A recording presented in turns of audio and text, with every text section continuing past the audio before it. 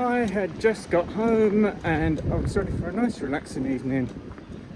Now it seems I'm going to rescue a python. Although last time I went to rescue a python, it turned out to be a corn snake.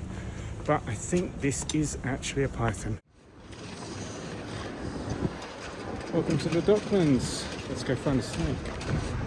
The story is the person that got in touch with the people I know is a landlord or an estate agent. Somebody has moved out of a flat and left the snake there. It's in a tank, so it should be easy enough to grab. And I have the trusty trolley with me to transport the vivarium. I've picked up the keys from the letting agent to get access to the flat, so let's see what we have. It's tiny.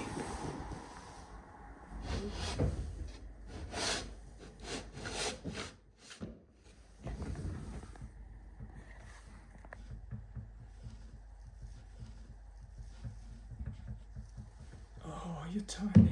I think you might be bigger. Hello, little guy. I'll pick you up gently. Oh, you're freezing. Oh, you poor thing, you're so cold.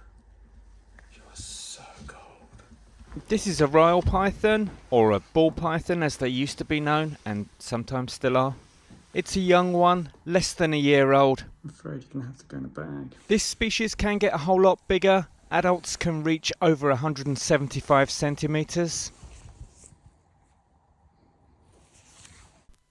We're now back at my house. Unfortunately, this snake wasn't being kept in the best conditions. Its vivarium was rather messy and it had no water, so obviously it is dehydrated. I'm now arranging for this one to be rehomed. You are a little beauty.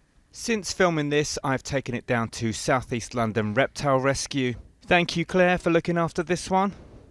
And in the new year, it will be taken to the National Centre for Reptile Welfare, who do a fantastic job looking after unwanted and rescued reptiles and rehoming them.